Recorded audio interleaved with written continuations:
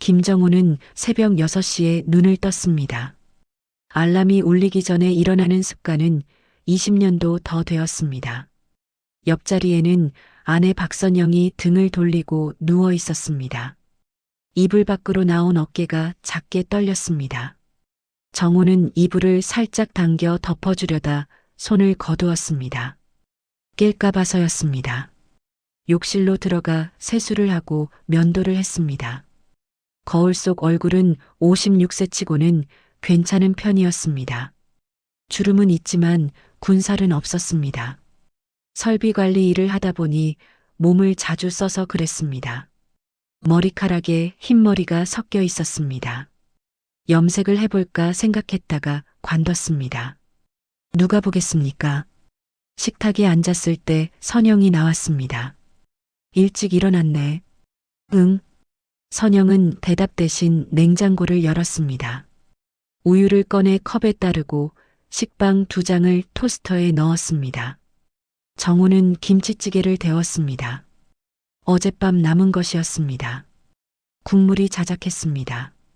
두 사람은 마주 앉았습니다. 선영은 휴대폰을 들여다보고 있었습니다. 화면에서 푸른 빛이 얼굴을 비쳤습니다. 정우는 숟가락을 들었다가 내려놓았습니다. 오늘 뭐해? 반찬했어. 왜? 욕실 수전 고장 났잖아. 대수 오빠가 와. 정우는 숟가락을 든 손을 잠깐 멈췄습니다. 이대수? 응. 점심때쯤 온대. 선영의 목소리는 평온했습니다. 아무것도 숨기지 않는 사람처럼 들렸습니다. 정우는 고개를 끄덕였습니다. 그래. 더 물어볼 말은 없었습니다. 김치찌개를 한 숟가락 떠서 입에 넣었습니다. 매웠지만 삼켰습니다. 선영은 여전히 휴대폰만 보고 있었습니다. 식빵을 한 입 베어 물었지만 씹지는 않았습니다. 결혼한 지 24해였습니다. 딸 하나를 키웠습니다. 지금은 서울에서 직장을 다니고 있었습니다. 집에는 명절 때나 왔습니다. 이제 둘뿐이었습니다. 둘뿐인데도 할 말이 없었습니다. 정우는 7시 30분에 집을 나섰습니다. 안산 반월공단까지는 차로 20분 거리였습니다. 출근길은 막히지 않았습니다. 회사 주차장에 차를 세우고 사무동으로 들어갔습니다. 설비관리팀 사무실은 2층 끝이었습니다. 반장님, 일찍 오셨네요. 후배 직원이 인사했습니다. 정우는 고개를 끄덕이고 자리에 앉았습니다. 컴퓨터를 켰습니다. 메일함에 읽지 않은 메일이 12개 있었습니다. 하나씩 열어보다가 지웠습니다. 점심때쯤 공장 라인이 멈췄습니다. 성형기 유압 계통에 문제가 생겼습니다. 정우는 작업복으로 갈아입고 현장으로 내려갔습니다. 기름 냄새가 코를 찔렀습니다. 바닥은 미끄러웠습니다. 기계를 열어보니 배관 이음새에서 오일이 새고 있었습니다. 부품 교체해야겠습니다. 오늘 안에 되나? 내일 아침까지는요. 공장장이 한숨을 쉬었습니다. 라인 세우고 오늘은 조기 퇴근 지시해. 어차피 못 돌리는데. 정우는 고개를 끄덕였습니다. 오후 3시에 퇴근했습니다. 집으로 가는 길에 마트에 들렀습니다. 국거리로 쓸 배추와 두부를 샀습니다. 식빵 한 봉지도 샀습니다. 오랜만에 같이 점심을 먹을 생각이었습니다. 아니, 점심은 아니고 늦은 점심이었습니다. 계산을 하고 나오는데 휴대폰이 울렸습니다. 문자였습니다. 선영에게서 온 것이었습니다. 저녁 늦어. 먼저 먹어. 정우는 화면을 내려다보았습니다. 답장을 쓰려다 지웠습니다. 다시 쓰려다 또 지웠습니다. 그냥 휴대폰을 주머니에 넣었습니다. 차에 올라타 시동을 걸었습니다. 핸들을 잡은 손이 조금 떨렸습니다. 왜 떨리는지 몰랐습니다. 아니, 알고 싶지 않았습니다. 집까지는 10분 거리였습니다. 정우는 천천히 엑셀을 밟았습니다. 신호등이 빨간불이었지만 급하지 않았습니다. 옆 차선으로 오토바이 한 대가 지나갔습니다. 소음이 요란했습니다.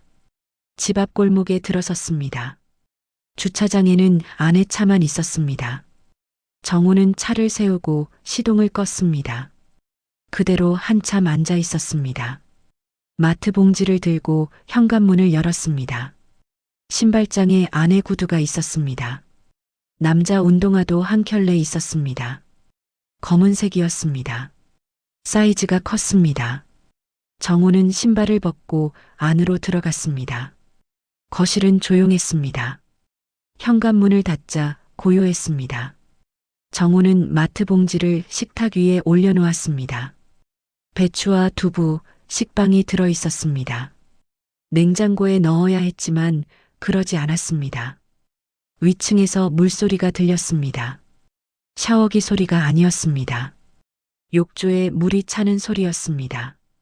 둔탁하고 지속적인 소리였습니다. 그 아래로 웃음소리가 섞여 나왔습니다. 여자 목소리, 그리고 남자 목소리. 정우는 계단 앞에 섰습니다. 한 발씩 올라갔습니다.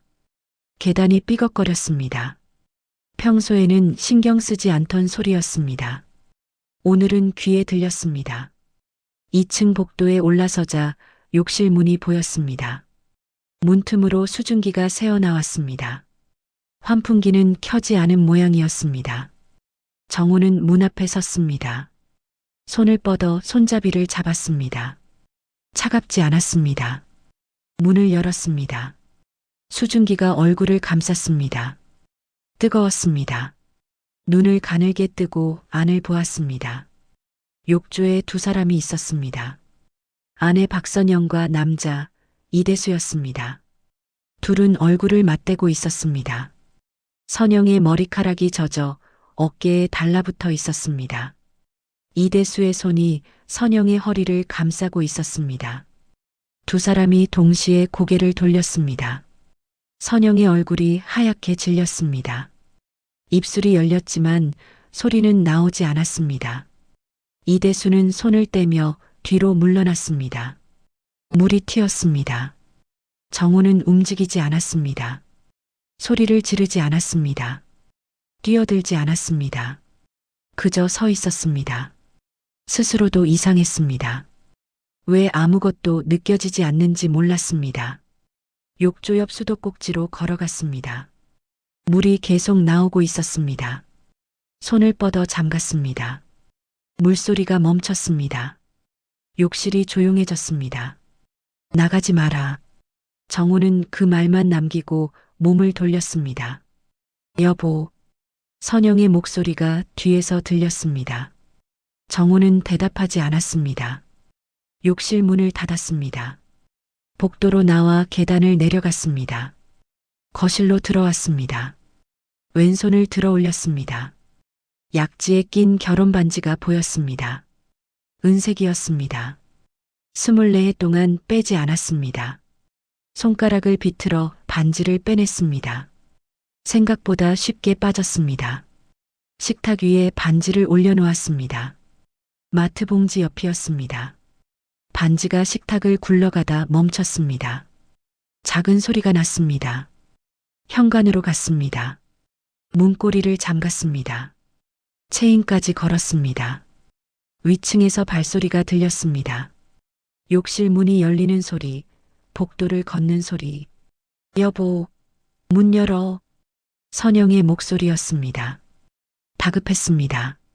정우는 휴대폰을 꺼냈습니다. 전화번호부를 열었습니다. 스크롤을 내렸습니다. 이은주, 이대수의 아내였습니다. 번호를 눌렀습니다. 신호음이 3번 울렸습니다. 여보세요? 은주 씨. 누구세요? 김정우입니다.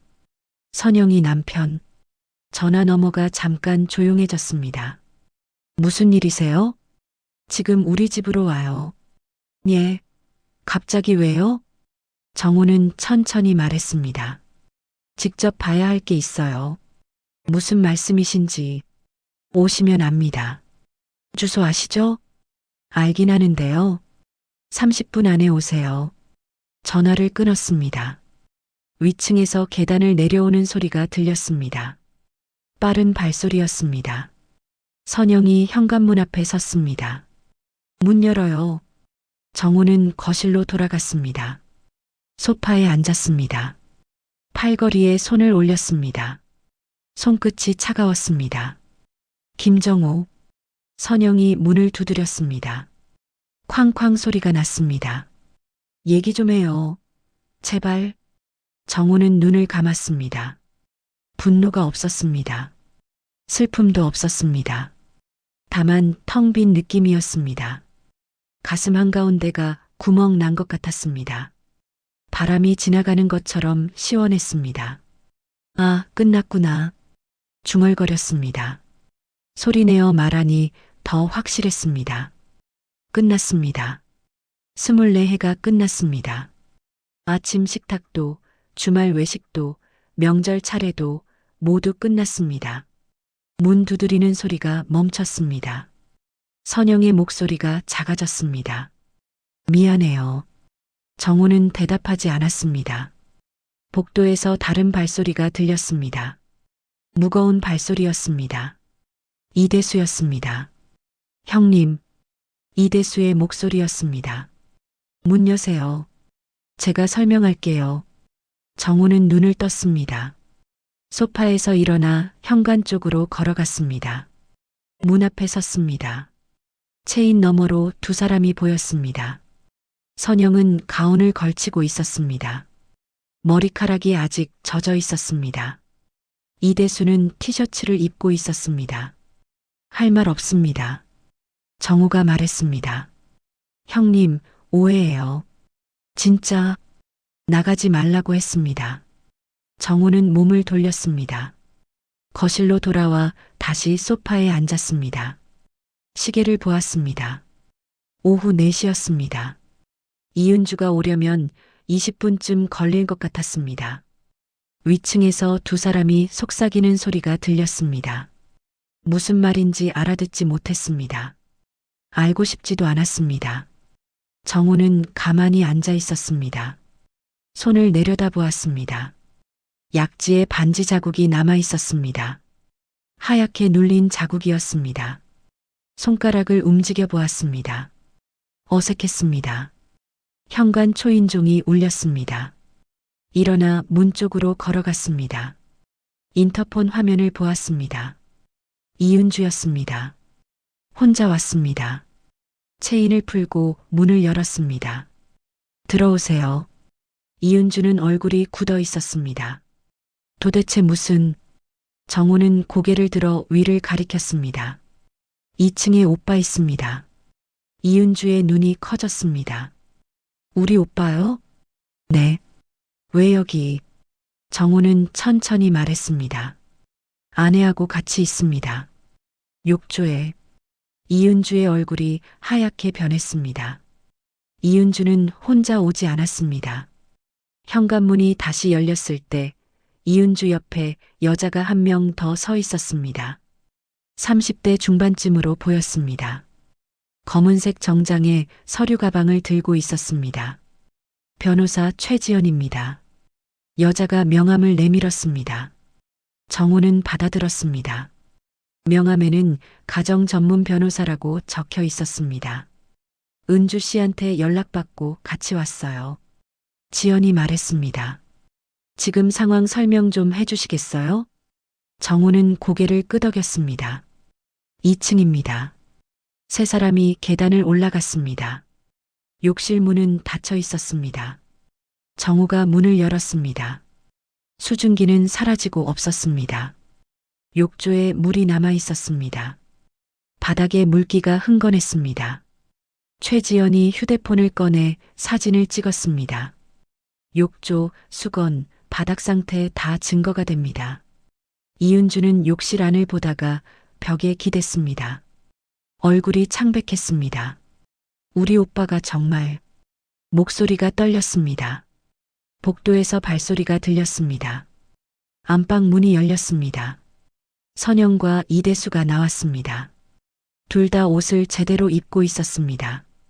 선영은 정우를 보지 못했습니다. 이대수는 고개를 숙였습니다. 이은주가 오빠를 향해 걸어갔습니다.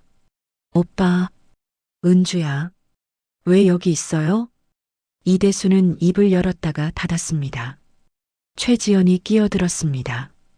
두 분, 지금부터 제가 하는 질문에 답변해 주세요. 거짓말하면 나중에 불리합니다. 선영이 입술을 깨물었습니다. 변호사님, 이건 오해예요. 오해요?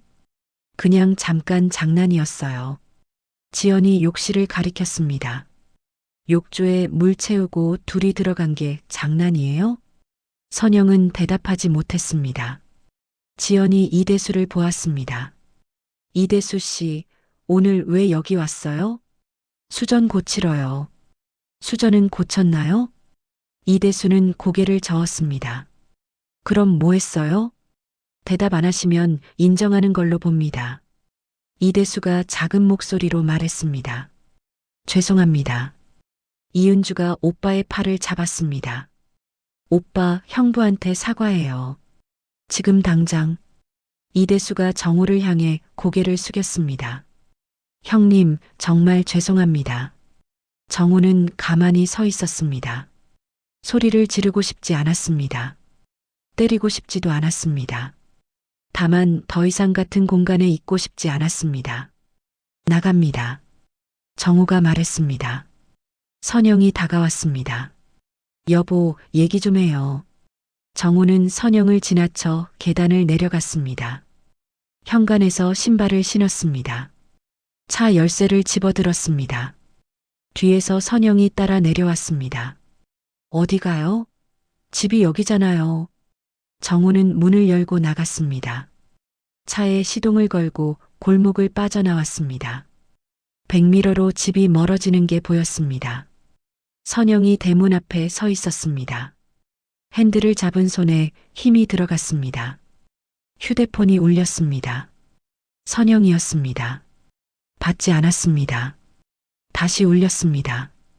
또 받지 않았습니다. 차를 몰아 반월공단 쪽으로 갔습니다. 정비소 간판이 보였습니다. 철민정비. 친구 박철민이 10년 전에 차린 곳이었습니다. 정우는 정비소 앞에 차를 세웠습니다. 철민이 작업복 차림으로 나왔습니다. 정우야. 무슨 일이야? 위에 빈 방 아직 있지? 응. 근데 왜? 오늘 거기서 자도 되나? 철민의 얼굴이 굳었습니다. 무슨 일 있어? 정우는 차에서 내렸습니다. 나중에 얘기할게. 알았어. 올라가. 정비소 옆 계단을 올라갔습니다. 2층에 작은 방이 있었습니다. 철민이 가끔 쉬는 공간이었습니다. 침대 하나, 옷장 하나, 그게 전부였습니다. 정우는 침대에 앉았습니다. 휴대폰을 꺼냈습니다. 부재중 전화가 11통이었습니다. 모두 선영이었습니다. 문자도 와 있었습니다. 어디에요? 돌아와요. 제발 얘기 좀 해요. 미안해요. 정말 미안해요. 정우는 휴대폰을 무음으로 바꾸고 옆에 놓았습니다. 창밖을 보았습니다. 해가 지고 있었습니다. 하늘이 붉었습니다. 정비소 마당에 차들이 줄지어 서 있었습니다. 철민이 한 대씩 정비하고 있었습니다. 20년 넘게 집이 아닌 곳에서 자는 첫날이었습니다. 다음 날 아침 최지연에게서 전화가 왔습니다. 정우 씨, 어제 현장 사진 확보했어요. 이은주 씨도 증인으로 동의했고요. 감사합니다. 그런데 하나 더 확인할 게 있어요. 공동 계좌 있으세요? 네. 명세서 좀 받아올 수 있어요? 최근 1년치. 정우는 은행에 들렀습니다. 창구에서 명세서를 출력했습니다. 두꺼운 종이 묶음이었습니다. 사무실로 돌아와 한 장씩 넘겨보았습니다. 이상한 게 보였습니다. 매달 10만 원에서 30만 원씩 이대수 명의 계좌로 이체된 기록이 있었습니다. 1년이 넘었습니다. 정우는 전혀 몰랐습니다. 명세서를 사진 찍어 최지연에게 보냈습니다.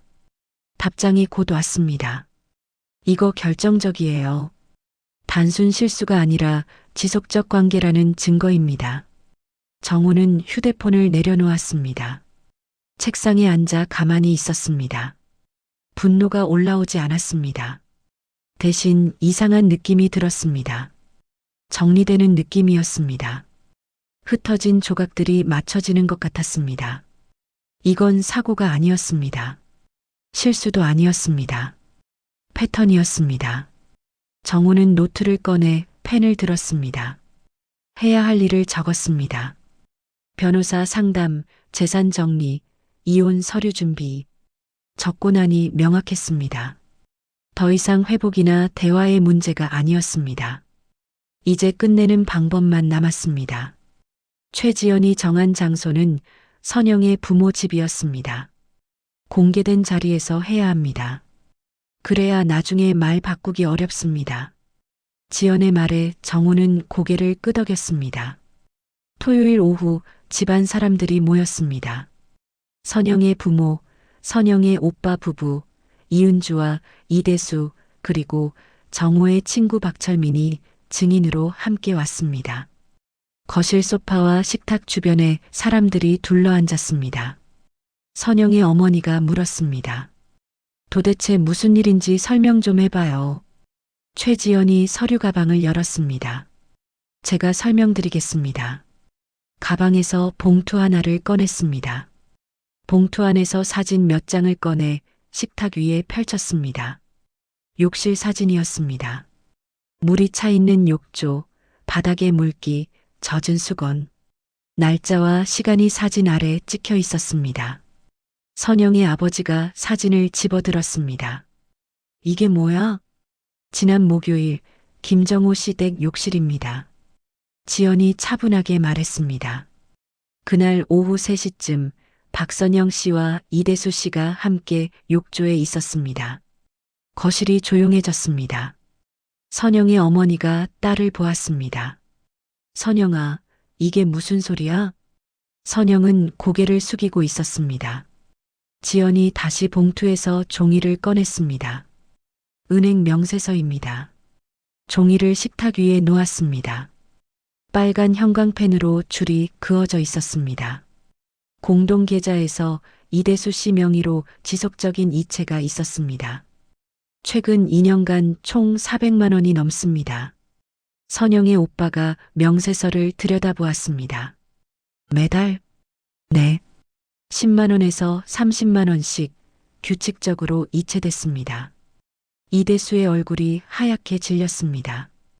이은주가 오빠를 보았습니다. 오빠, 이거 진짜예요? 이대수는 대답하지 못했습니다. 선영의 아버지가 테이블을 쳤습니다. 대수야, 이게 사실이야? 죄송합니다. 이대수가 작은 목소리로 말했습니다. 선영의 어머니가 딸에게 다가갔습니다. 선영아, 너 정신이 있어? 처남하고. 엄마. 뭐가 엄마야? 이게 말이 돼? 선영이 울기 시작했습니다. 이대수가 자리에서 일어났습니다. 식탁 모서리를 잡으려다 손이 미끄러졌습니다. 테이블보가 딸려왔습니다. 사진과 서류가 바닥에 쏟아졌습니다. 죄송합니다. 죄송합니다. 이대수는 바닥에 무릎을 꿇었습니다. 이은주가 고개를 돌렸습니다. 눈물이 흘렀습니다. 선영이 정우를 보았습니다. 이렇게까지 할 필요 있었어요? 목소리가 떨렸습니다. 다 아는 사람들 앞에서 이렇게 망신을 줘야 했어요? 정우는 가만히 앉아 있었습니다. 그동안 한마디도 하지 않았습니다. 지금도 입을 열고 싶지 않았습니다. 하지만 말해야 할 것 같았습니다. 천천히 입을 열었습니다. 내가 당신을 망신 준 게 아니야. 목소리는 크지 않았습니다. 당신이 스스로 한 거야. 거실이 다시 조용해졌습니다. 선영이 입술을 깨물었습니다. 정우가 계속 말했습니다. 2년 동안 매달 우리 돈을 뺏어 줬어. 욕실에서 같이 있는 걸 내가 봤어. 여보. 그런데 지금 나한테 왜 이러냐고 물어? 선영은 대답하지 못했습니다. 정우가 자리에서 일어났습니다. 난 끝까지 참았어. 소리도 안 질렀어. 때리지도 않았어. 선영의 아버지가 고개를 끄덕였습니다. 그냥 정리하려고 했어. 조용히. 정우는 선영을 보았습니다. 근데 당신이 계속 전화하고 문자 보내고 돌아오라고 했잖아. 미안해요. 미안하다고 끝나는 게 아니야. 정우는 최지연을 보았습니다. 변호사님, 서류 준비 부탁드립니다. 지연이 고개를 끄덕였습니다. 알겠습니다. 정우는 현관으로 걸어갔습니다. 뒤에서 선영의 어머니가 말했습니다. 정우야, 잠깐만. 정우는 멈췄습니다. 우리 딸이 잘못했어. 그건 인정해. 근데 한 번만 용서해 줄 수는 없어? 정우는 천천히 고개를 저었습니다. 2년이었어요. 한 번이 아니에요. 그래도 가족인데. 가족은 끝났습니다. 정우는 신발을 신었습니다. 문을 열고 나가려는데 철민이 따라 나왔습니다. 정우야. 응. 잘했어. 철민이 어깨를 두드렸습니다. 힘들었지? 정우는 대답하지 않았습니다. 대답할 수 없었습니다. 입을 열면 무너질 것 같았습니다. 내 차 타. 내가 데려다 줄게. 두 사람은 주차장으로 걸어갔습니다. 뒤를 돌아보지 않았습니다. 차에 타자 철민이 시동을 걸었습니다. 어디 갈래? 정우는 창밖을 보았습니다. 하늘이 맑았습니다. 구름이 천천히 흘러갔습니다. 모르겠어. 그럼 정비소 가자. 거기서 천천히 생각해. 응. 차가 출발했습니다. 정우는 안전띠를 맸습니다. 손이 떨리지 않았습니다. 가슴도 뛰지 않았습니다. 다만 조용했습니다. 오랜만에 느끼는 조용함이었습니다. 무언가 끝났다는 걸 알았습니다. 이제 다른 무언가가 시작될 것 같았습니다. 무엇인지는 아직 몰랐습니다. 하지만 두렵지 않았습니다. 이혼 서류에 도장을 찍는데 10초가 걸렸습니다. 변호사 사무실 책상 위에 서류가 놓여 있었습니다. 정우는 도장을 꺼내 찍었습니다. 붉은 인주가 종이에 스며들었습니다. 이제 법원 제출만 남았습니다. 최지연이 말했습니다. 한 달 정도 걸릴 겁니다. 정우는 고개를 끄덕였습니다. 재산 분할은 합의대로 진행됩니다. 집은 정우 씨가 갖고 예금은 반반 나눕니다. 알겠습니다. 힘드셨죠? 정우는 창밖을 보았습니다. 괜찮습니다. 사무실을 나와 주차장으로 걸어갔습니다. 차에 시동을 걸고 집으로 향했습니다.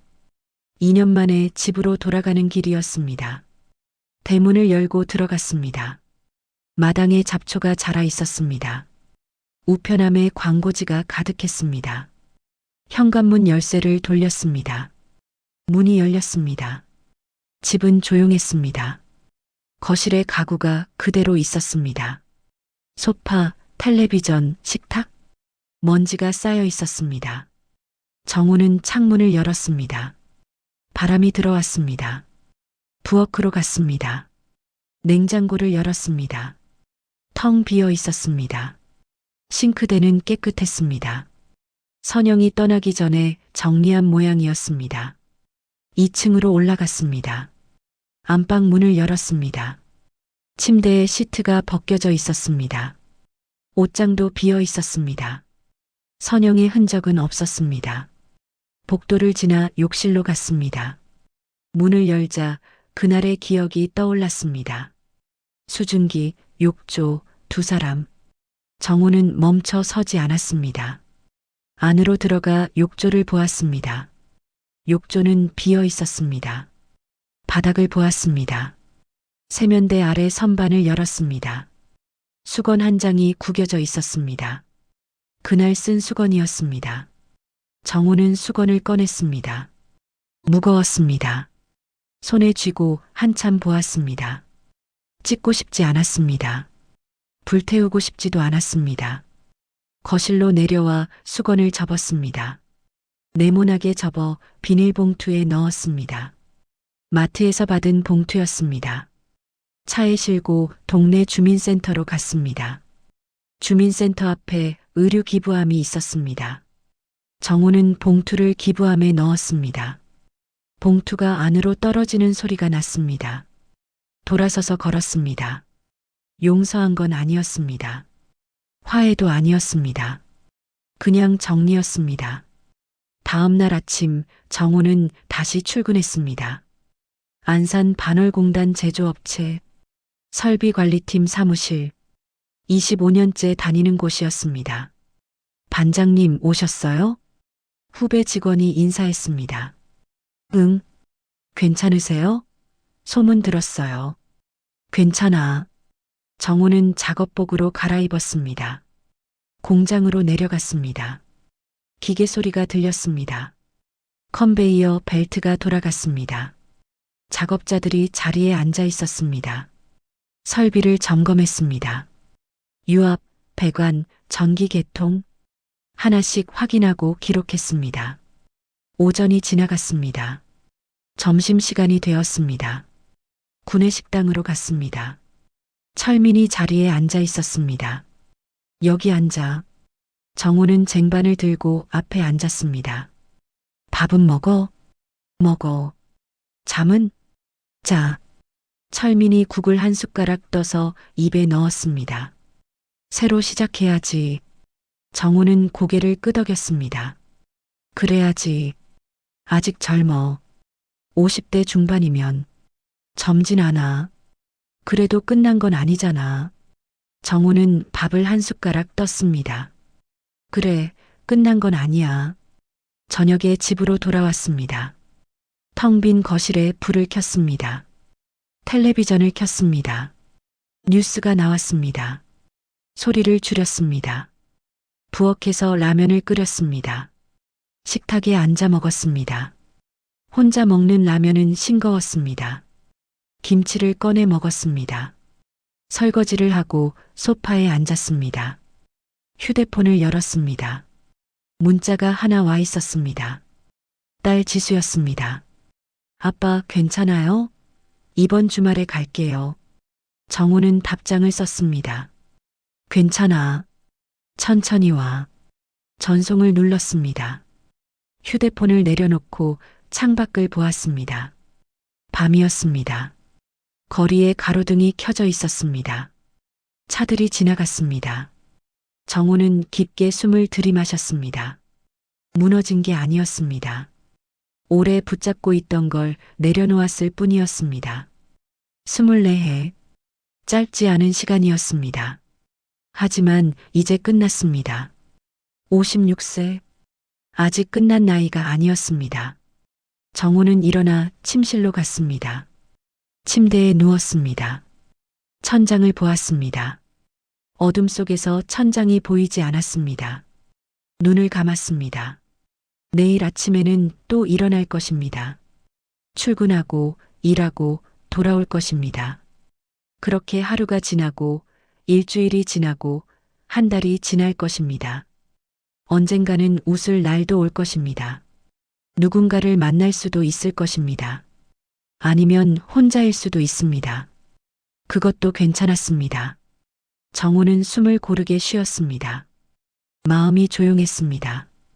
오랜만에 느끼는 평화였습니다. 김정우의 인생은 끝나지 않았습니다. 조용히 다음 국면으로 넘어간 상태였습니다. 그는 그걸 알고 있었습니다. 그리고 받아들였습니다.